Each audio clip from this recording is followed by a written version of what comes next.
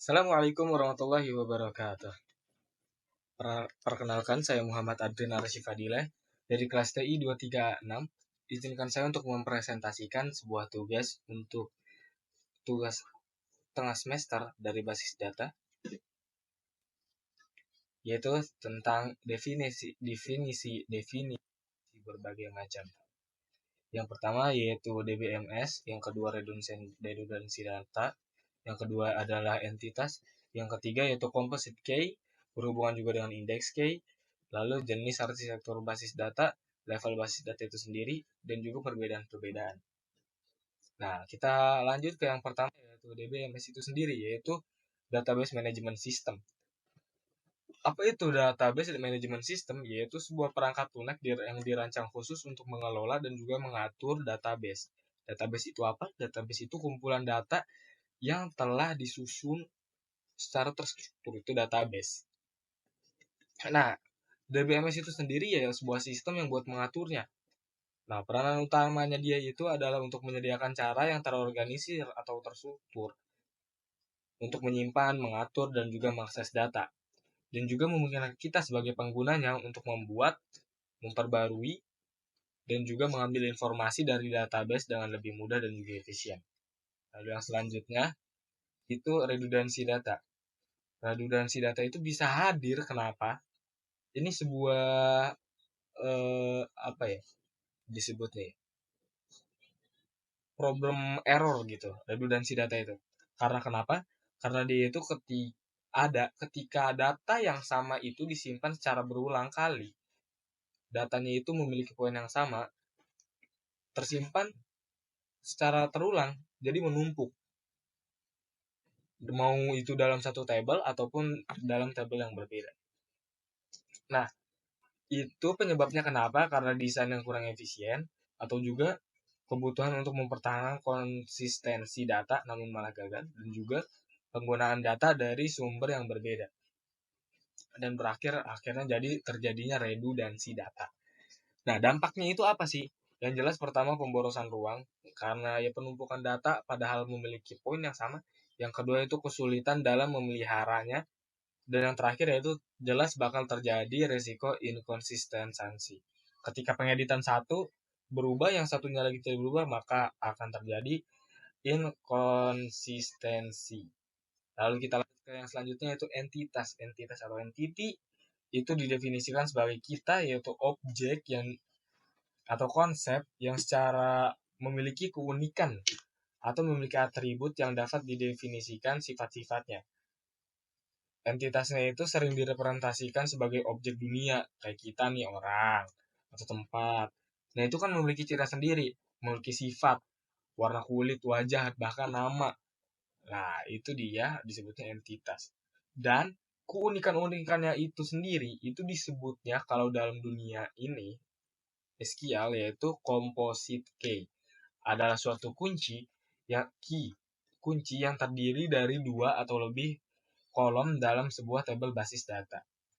Digunakan bersama-sama untuk secara unik mengidentifikasikan setiap baris data dalam kolom tersebut. Jadi misalnya saya, seorang Adrian, memiliki nama. Nah, itu sebuah key. Nama aja udah key, lalu tanggal lahir itu juga key. Nah, seperti itu. Dan indeks key itu apa? Nah, indeks key itu ya sebenarnya si composite key itu sendiri gitu lah. Yang menyediakannya itu adalah indeks key kalau nggak salah, menurut saya seperti itu. Dan composite key sendiri itu ada 3, yaitu ada primary, unique, dan juga satunya lagi yaitu foreign key.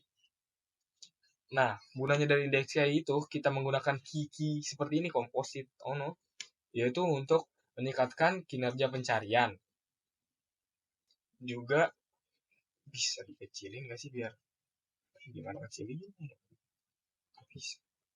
Juga untuk meningkatkan kinerja pengurutan. Karena setiap data itu memiliki keunikan, jadi kita mencarinya itu dan juga mengurutkannya akan lebih mudah. Dan juga mendukung kita buat menaruh kunci asing atau foreign key yang menghubungkan antar data lainnya nanti. Kita lanjut ke jenis-jenis basis data itu sendiri, sebenarnya ada banyak. Saya akan menyebutkan 3 saja. Di antaranya yaitu ada basis data relasional, basis data NoSQL, dan juga basis data penyimpanan data store atau disebut data store. Yang basis data relasional yaitu di mana basis datanya itu disimpan dalam bentuk yang terdiri dari baris dan juga kolom. Nah, setiap tabelnya itu memiliki key yang unik tuh, yang tadi composite key itu. Soalnya juga buat menghubungkan antar tabel menggunakan kata kunci asing foreign key. Sedangkan basis data NoSQL atau not only SQL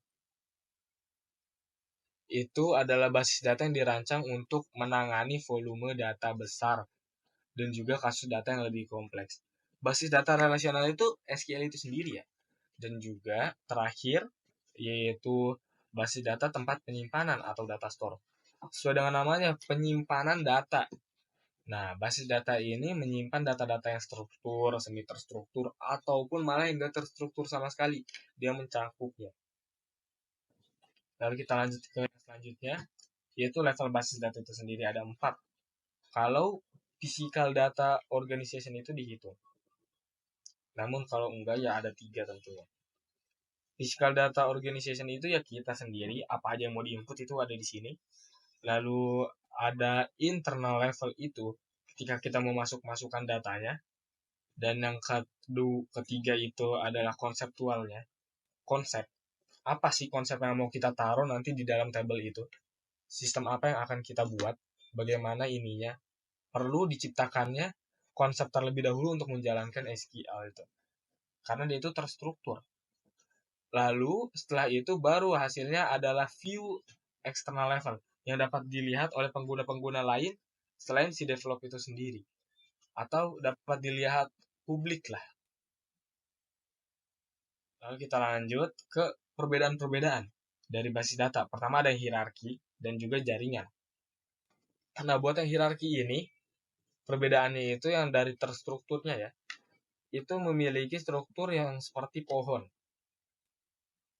Yaitu di mana setiap entitas, induk atau parent, dan nol atau entitas lebih anak atau child, memiliki entitas anak ke bawahnya gitu.